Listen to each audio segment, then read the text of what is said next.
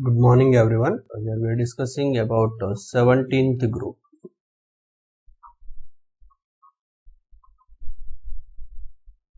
Halogens.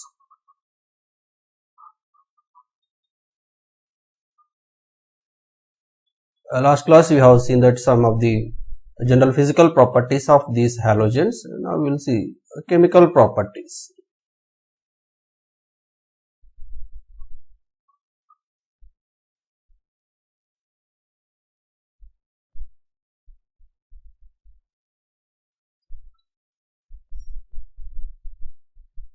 First we will go with reactivity order or reactivity.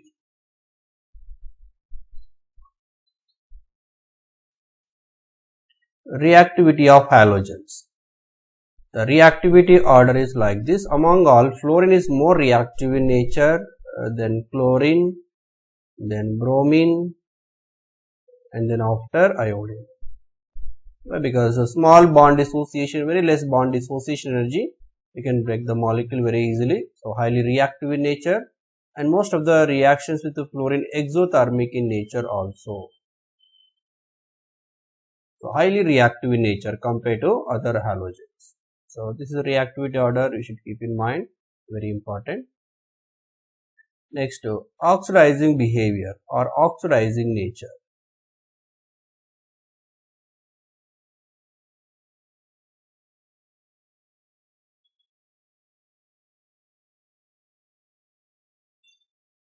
Again, oxidizing nature also same order. Fluorine is a strong oxidizing agent. In periodic table even, it is the strongest oxidizing agent is the fluorine and the strongest reducing agent is the lithium according to their standard reduction potential values.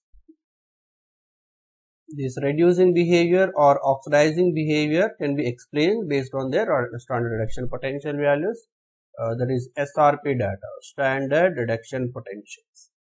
And these halogen, they are having more positive SRP values. More positive values. So more the positive and more the oxidizing behavior. So more negative values, more reducing nature, more positive values, more oxidizing nature. So this calculation of these SRP values depends on various factors. Now we can see fluorine, why it is strong oxidizing agent compared to the chlorine, bromine, iodine. We can identify like this. First, reduction potential. We have to calculate the SRP values. Let me take fluorine. To this, if you add electron, we will get F minus. Let me take F minus aqueous. So here fluorine is a gas. F2 gas, we know that.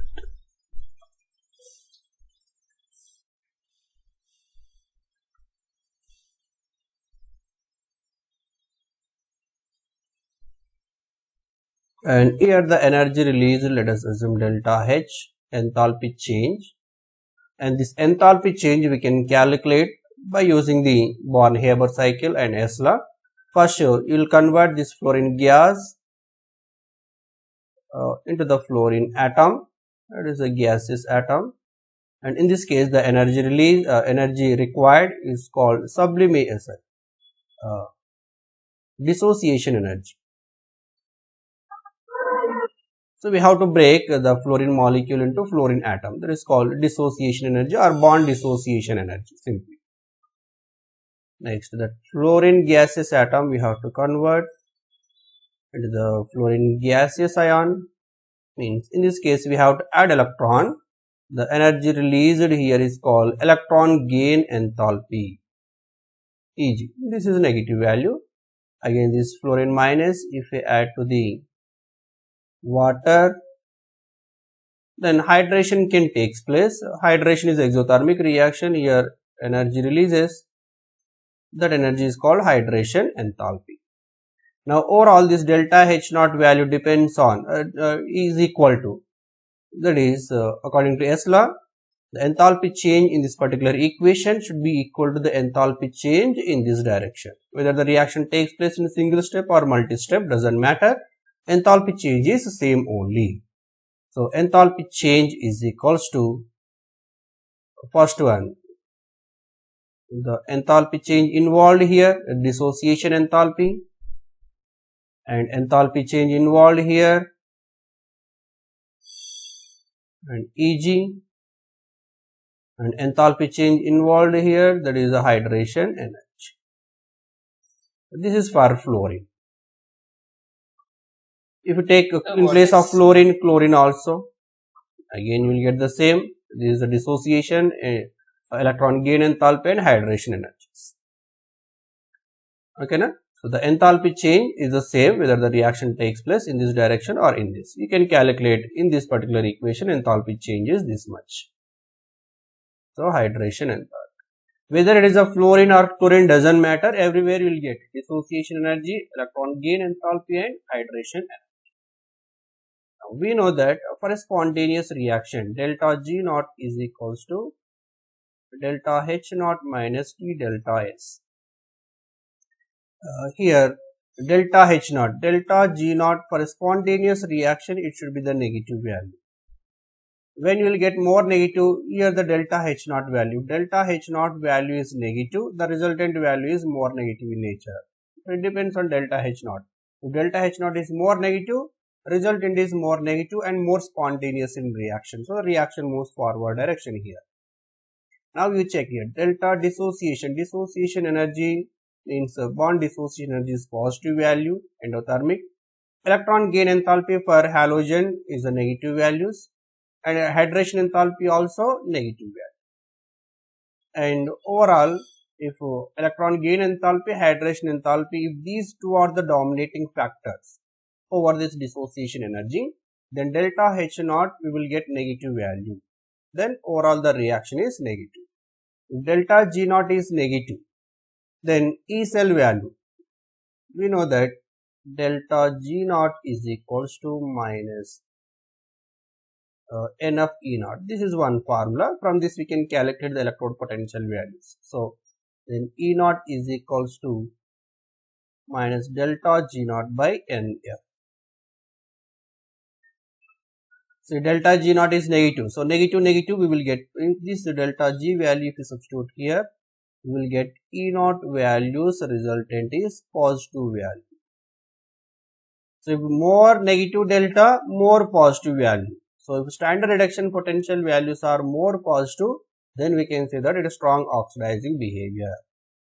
This E naught is SRP here, standard reduction potential values. Now this SRP values depends on what? Delta G naught depends on what? H naught depends on what? All these factors. Dissociation, electron gain enthalpy and hydration enthalpy. Now we check for fluorine and chlorine. Fluorine and chlorine case almost electron gain enthalpy almost same. There is no much comparativity. We can say this is almost the same. But you can compare the dissociation energy and hydration energy. We know that for fluorine dissociation energy is very less. So less positive.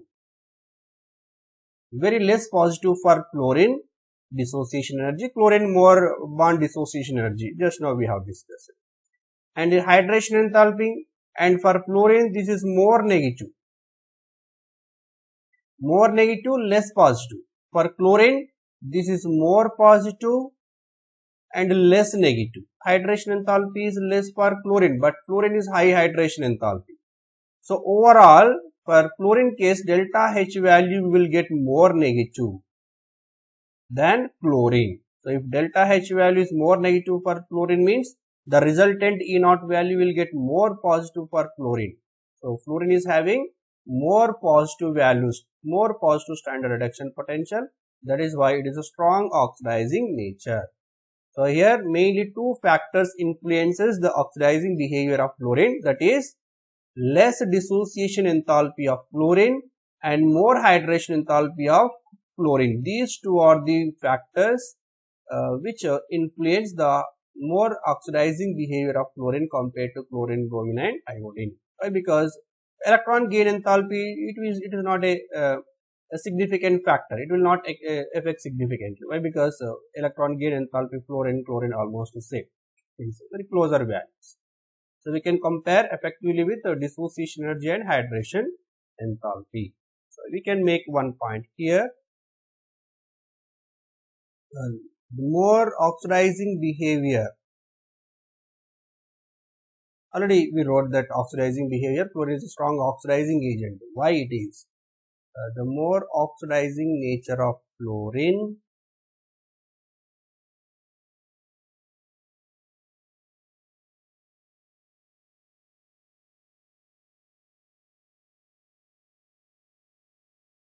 can be explained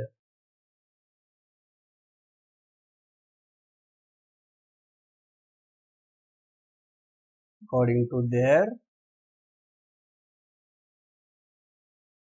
what is that first one, low bond dissociation energy. This is one of the factor. Low bond dissociation energy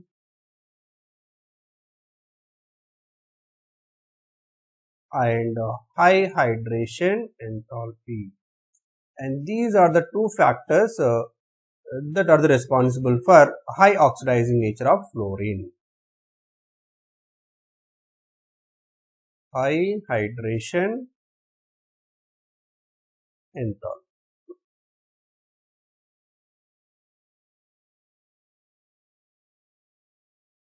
So you should keep in mind these two factors. So these are the factors responsible for strong oxidizing behavior of fluorine. Very, very important. Now we will see regular chemical reactions. First one, reactivity towards hydrogen. This is common trend for nitrogen family, oxygen family, and here also.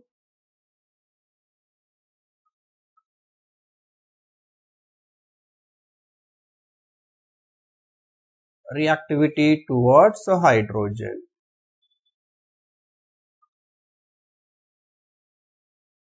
So in these halides, fluorine can react directly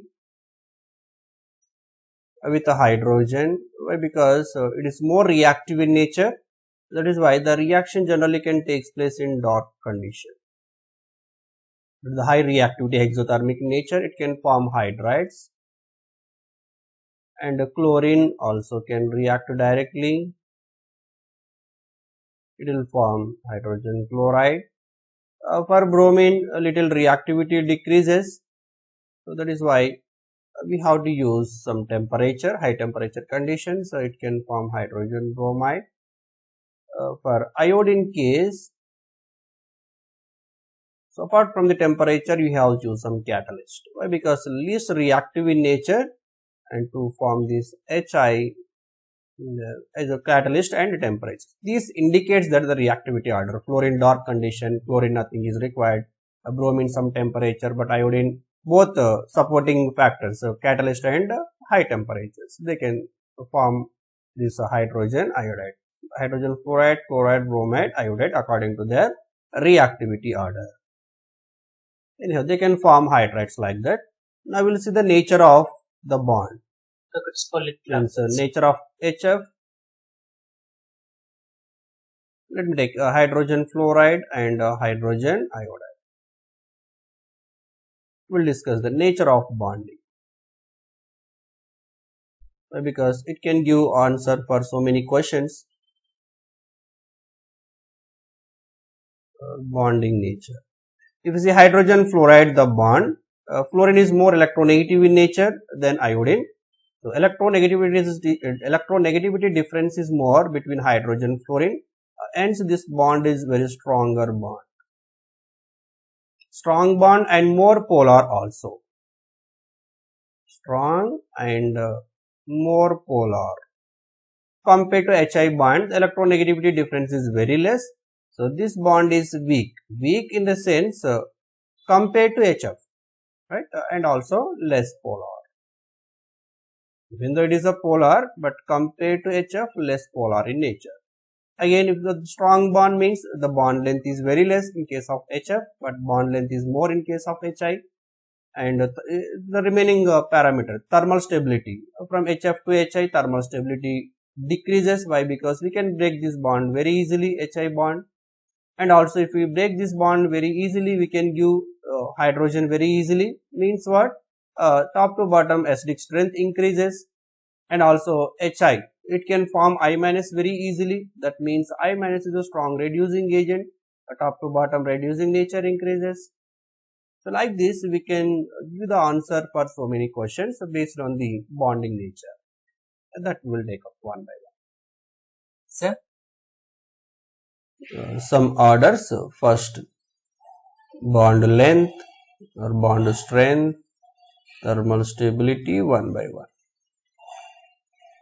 Bond length order. We know that this is a stronger bond, hence HF bond length is very less compared to HCl, HBr and HI. It depends on bond length. We have the bond strength, quite opposite, and thermal stability.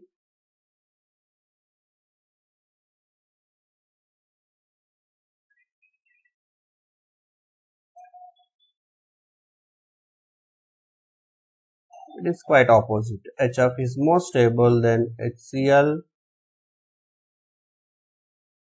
HBr and HI. Next, acidic nature.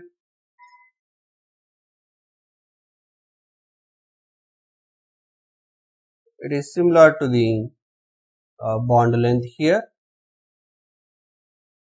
Acidic nature is important. HF is a weak acid, then HCl, then HBr, and HI is a strong acid. We can take in the list of strong acid like HNO3, HPSO4, there HI also comes under, and up to HCl, HBr, HI, they are the stronger acids. HF is a weak acid, partially ionized. These HCl, HBr, HI, they can undergo complete ionization. And reducing nature.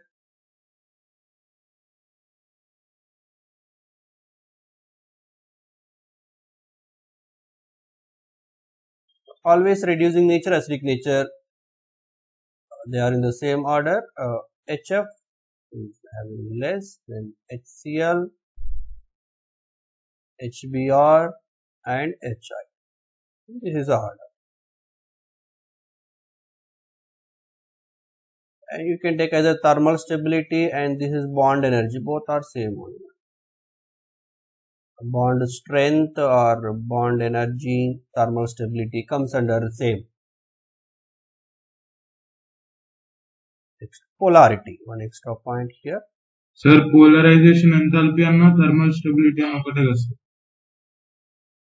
Okay, So sir. next we have the polarity. Polarity means sometimes they may ask you the mu value, dipole moment values, and polarity is more for HF. Means HF is having more dipole moment than HCl, then HBr and then HI. Next, other properties. So we know that HF is some fluorine abnormal behavior. Due to that, in HF case we can see the hydrogen bond, and whereas HCl, HBr, HI, there is no hydrogen bonding here. Due to the hydrogen bonding nature, HF mostly available in the liquid form. Remaining HCl, HBr, HI, they are maybe exist in gaseous state. And if you see their volatile nature,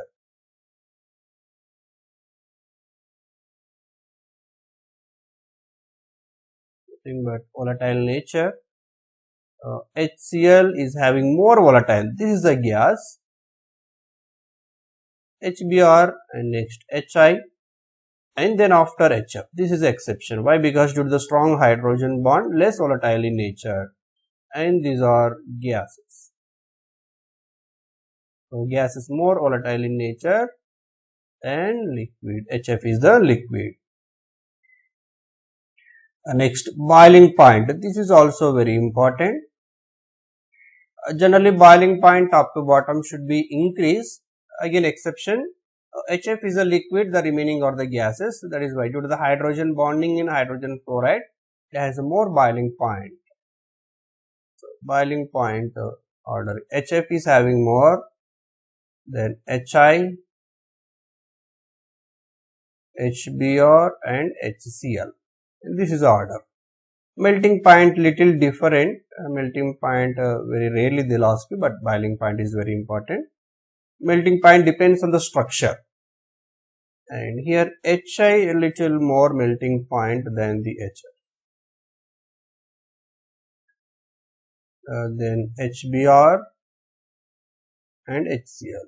Melting point generally this is suitable for the packing nature, effective packing. So apart from this hydrogen bonding, some other structural packing also influence here. So HI can have the more melting point, top to bottom general melting points increases. That is why we'll get more for HI than after HF.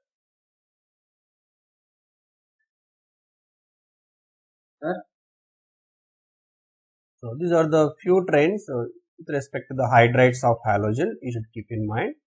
The next chemical property towards oxygen. Reactivity towards oxygen.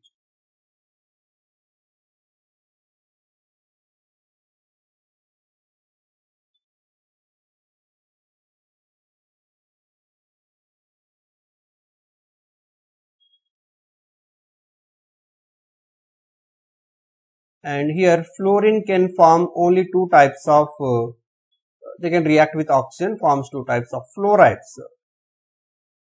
Generally in case of chlorine, bromine, iodine we can call them as oxides. The binary compound of oxygen with another element generally we can call oxide, but in case of fluorine we cannot call them as oxides, we can call them as a fluoride. Why? Because here fluorine is more electronegative than oxygen. Oxygen contain fluorine more electronegative కాబట్టి instead of calling oxide we can call them as a fluorides. So it can form fluorides.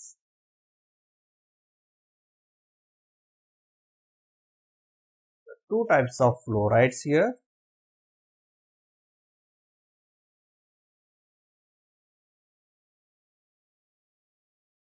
One is OF2, oxygen difluoride, and dioxygen difluoride, O2F2 and OF2. Here OF2 is thermally more stable than the O2F2. This is the thermal stability. OF2 is more stable.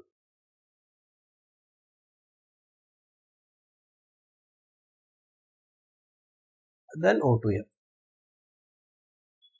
So this point you should keep in mind. And here fluorine, both fluorides OF2 and O2F2 both are strong fluorinating agents. Both are strong fluorinating agents.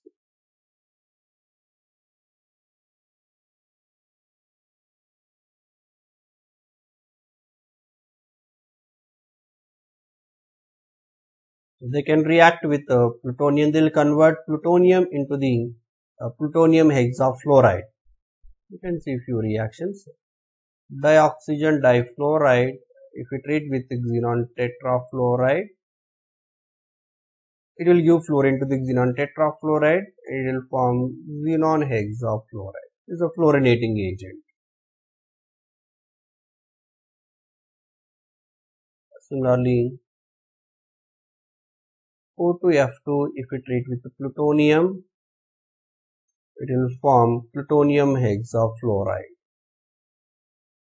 This reaction we will use in the nuclear reactor to remove the plutonium as plutonium hexafluoride. The remaining, the spent nuclear plutonium can be removed like this, plutonium hexafluoride. So these are the few important reactions about fluorides, oxygen fluorides. Next, chlorine, bromine, iodine, they also can form variable oxides. Here fluorine, anyhow both the case, the oxidation state of fluorine, if you see OF2 and O2F2, both the case the oxidation state is -1 only. But chlorine, bromine, iodine, they can form oxides. See, in this case we can call the oxides are oxides only, not the oxygen chloride, the chlorine oxide, bromine oxide, iodine oxides.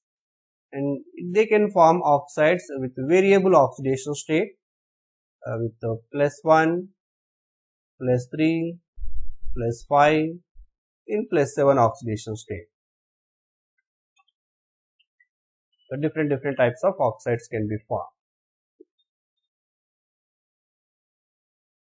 So here few important points you can take together here. as the positive charge increases in the central atom, the stability of the oxide increases.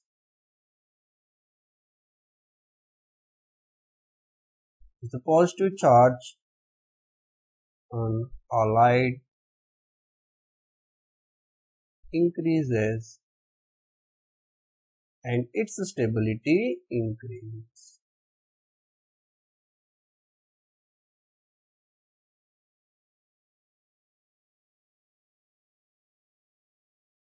One more point I can take here. If they are in the same oxidation state,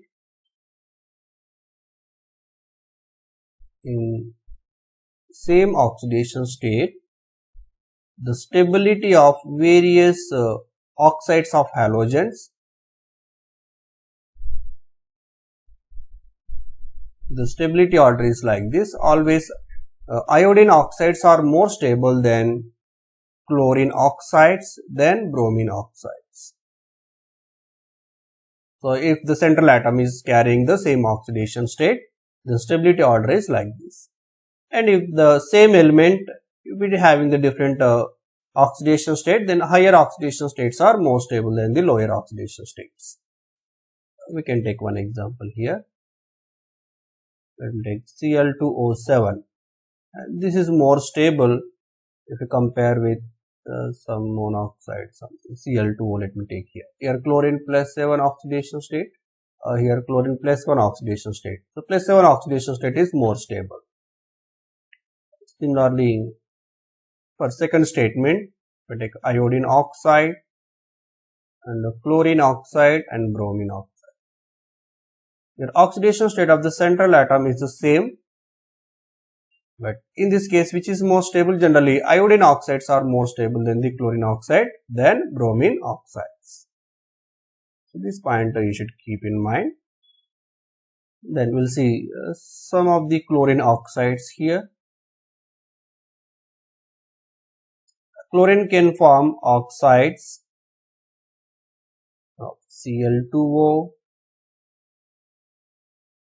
ClO2,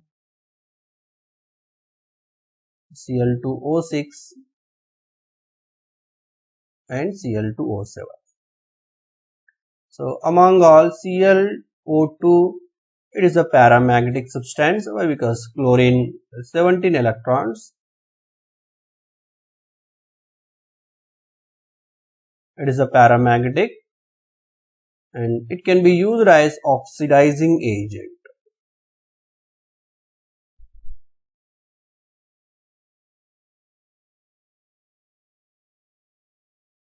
And also we can use as a bleaching agent, oxidizing agent and bleaching agent. This point you should remember. And their acidic strength, if you see, as you know that as the oxidation state increases, acidic strength increases. The acidic strength order is like this.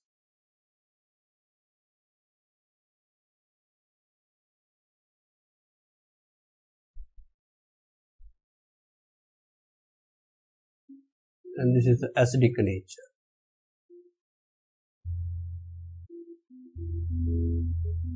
So acidic nature of various oxides of chlorine.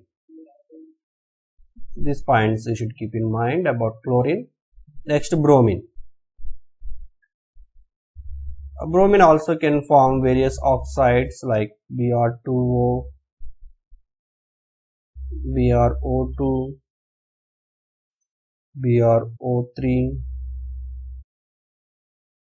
So, but these oxides are least stable in nature and they can act as strong oxidizing agents. All these are having least stable. Generally, we know that compared to iodine and chlorine oxides, bromine oxides are less stable in nature. And strong oxidizing agents. They can act as strong or powerful oxidizing agents. Next, iodine oxides. So, iodine also can form oxides like I2O4, I2O5, and I2O7, and among all I2O5. This we can use in the quantitative estimation of carbon monoxide to identify the amount of carbon monoxide in the titrations or quantitative analysis. We can use this I2O5. And also it is a good oxidizing agent. Almost all oxides of halogens are good oxidizing agents. I2O5 is a good oxidizing agent. And also we can use it in the estimation of carbon monoxide. Which estimation? Quantitative estimation. Used in quantitative estimation of carbon monoxide. This is also very important. I2O5 can be used in the quantitative estimation of carbon monoxide. So these are the few important points about reactivity towards oxygen.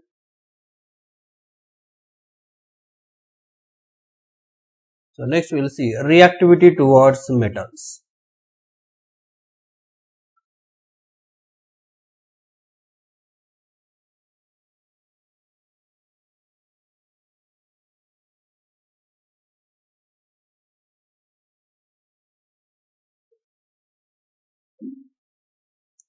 Reactivity towards metals. These halogens can react directly, they can combine with the metals, they can form corresponding halides. We have like sodium, if we treat with the chlorine, we will get sodium chloride.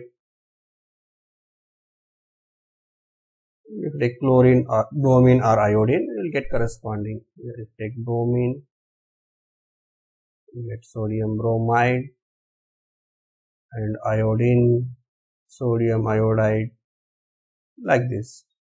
They can form like magnesium chloride, magnesium bromide.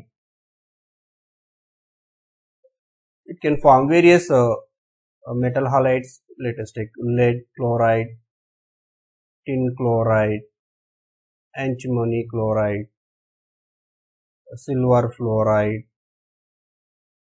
So many. They can form various types of metal halides. But mainly here you should remember important point. Metal halides in lower oxidation state can act as ionic in nature, and higher oxidation states are more covalent in nature.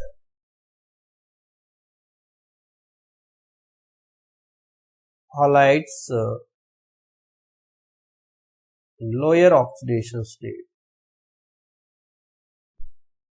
are ionic in nature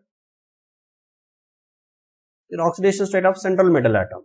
So, halides in higher oxidation state of central metal, they are covalent in nature. We can take examples here. We can take tin tetrachloride and tin dichloride.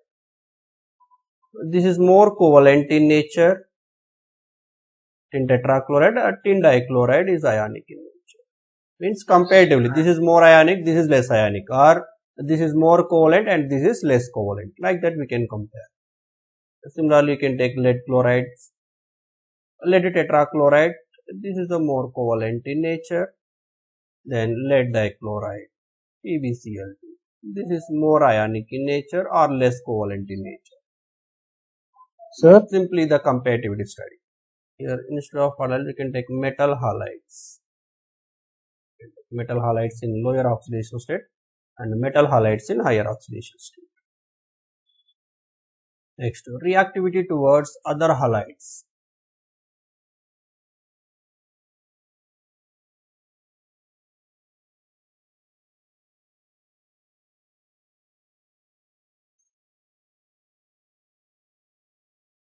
Towards other halides. So, halogen will react with other halogens within the same group, and they can form a kind of interhalogen compounds. The type of compounds when the halogen react with other halogen, the compound formed is called interhalogen compound.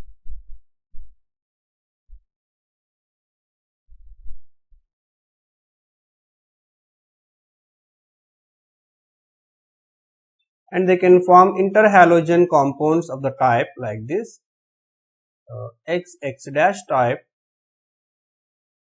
and XX dash 3 type, XX dash 5 type and XX dash 7 type. These type of interhalogen they can form. And where here X is the halogen with a large atomic size, a larger halogen, where X dash is a halogen with a smaller atomic size. These are the smaller halogens.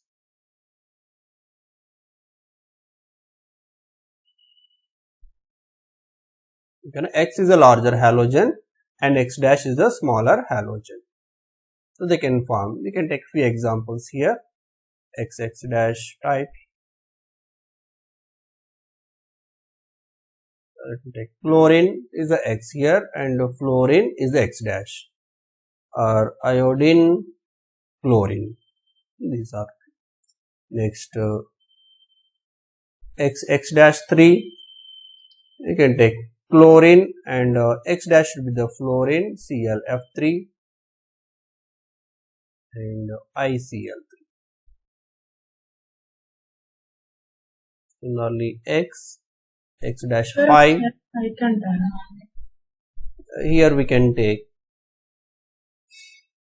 bromine, F5 or iodine, F5, smaller size, and X7 dash, iodine, and fluorine is a X dash, IF7, etc.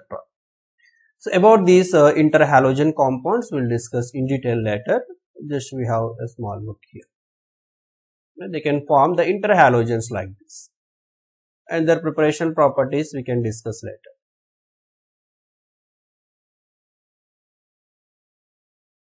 Next, one more important chemical reaction here, reactivity with water.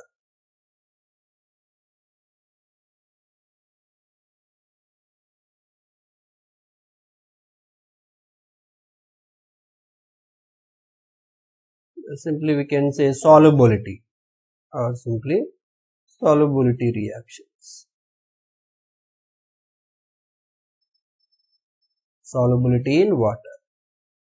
And reaction towards water here, fluorine is more reactive in nature than chlorine and bromine, and iodine will not react, means iodine is almost insoluble in water. This insoluble, the remaining fluorine, chlorine, bromine, they can react and they are soluble. If they ask the question what is the solubility order of these halogens in water, means fluorine is more soluble than chlorine, bromine and iodine. This is the order. The same you can take as a reactivity order. And here they can form different products also. This is very, very important. Fluorine, if it reacts with water, the chemical reactions of halogens with water also very, very important. It will form hydrogen fluoride and liberates oxygen. But whereas the chlorine bromine, either you can take chlorine or bromine, both will react in a same manner with water, and they will form halous and hypohalous acids, means hydracids and hypohalous acids, like they may form HCl, HOCl. If you take bromine, they will form either HBr, HOBr type when dissolved in water. This type. So the different with the fluorine you will get HF and water, but with chlorine and bromine you will get HCl and HOCl. And this HOCl or HOBr can further dissociate as HCl and releases nascent oxygen. And this nascent oxygen further responsible for oxidizing behavior or bleaching action. Bleaching or oxidizing behavior. That is why chlorine in aqueous medium can act as a good oxidizing agent, and chlorine can show the bleaching property when you add to the water. That is why chlorine we will use for the sterilization of water. for the killing of harmful bacteria. That is due to the presence of this nascent oxygen. So like this the reaction can take place. But if you see the iodine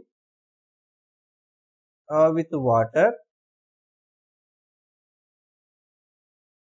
if the reaction, for example, it will form HI,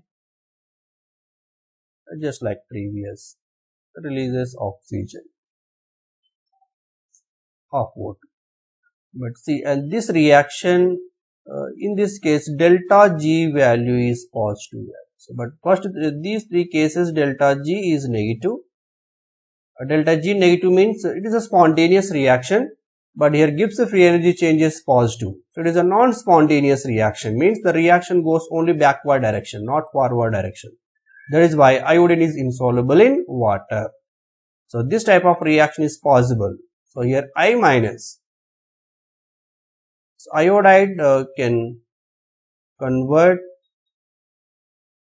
So, backward reaction is possible, but not the forward reaction. This is H plus. Let me take 4I minus H plus, or just a backward reaction. Let me write.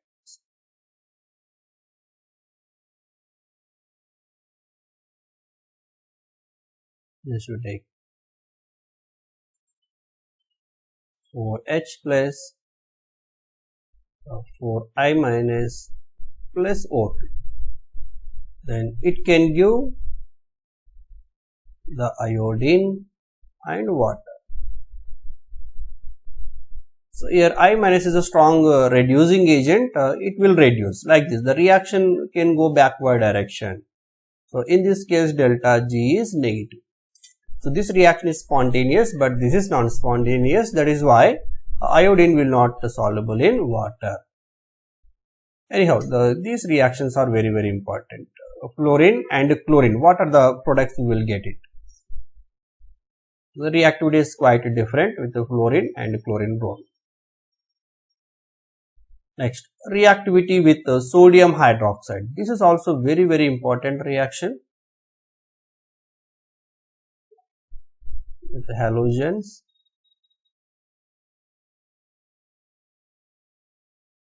reactivity with sodium hydroxide, alkali. You can say sodium hydroxide or sometimes alkalis. Again here fluorine reacts in different way, and chlorine, bromine, iodine, they are in one way. Here the products formation is fluorine case is the same. Fluorine case is one type, and chlorine, bromine, iodine, all these three halogens can show the same kind of chemical reaction. That's the time. First we will see the reactivity with sodium hydroxide, fluorine. Here also sodium hydroxide we can take in two cases. One is dilute sodium hydroxide, cold and dilute sodium hydroxide, and hot and concentrated sodium hydroxide. First with the fluorine. Fluorine, if we treat with sodium hydroxide, where it is the cold and diluted.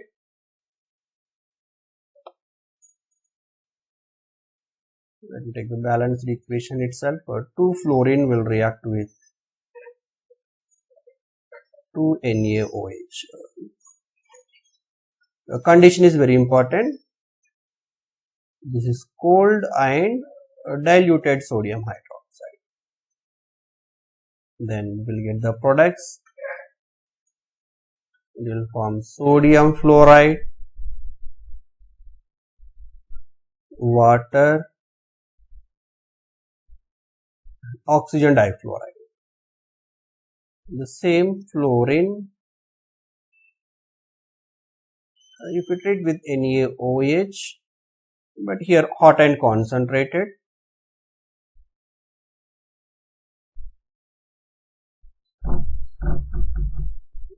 In this case, we will get the products sodium fluoride and water only. But extra byproduct here OF2, but in this case we will get oxygen. And this is very, very important. We should keep in mind. If you use diluted sodium hydroxide, we will get oxygen difluoride, and if you use concentrated sodium hydroxide, we will get oxygen. Two different ways. Similarly, chlorine, bromine, iodine. Chlorine, Sir, hot bromine, plus and dilute iodine. NaOH. See, chlorine, bromine, iodine here. Let me take the chlorine first. And all are same only. Chlorine with diluted sodium hydroxide. Chlorine, if we treat with cold and diluted NaOH, then you will get the products sodium chloride or sodium hypochlorite and water. Similarly, if you take hot and concentrated, the same chlorine, take hot and concentrated,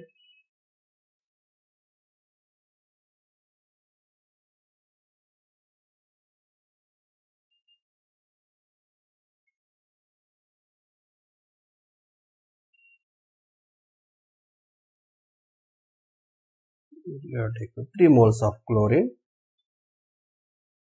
that will give 5 moles of NaCl and 1 mole of NaClO3 and water.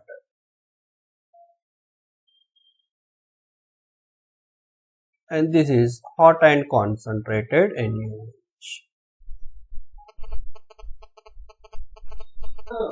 So, in cold and diluted case, you will get the chlorine. This is here -1 oxidation state, but here chlorine with the +1 oxidation state.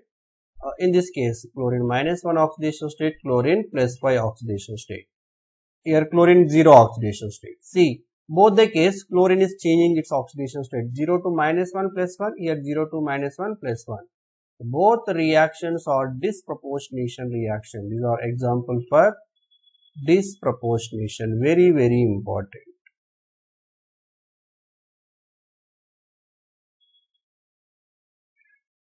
Same, in place of chlorine, if you take bromine, you will get NaBr, NaOBr.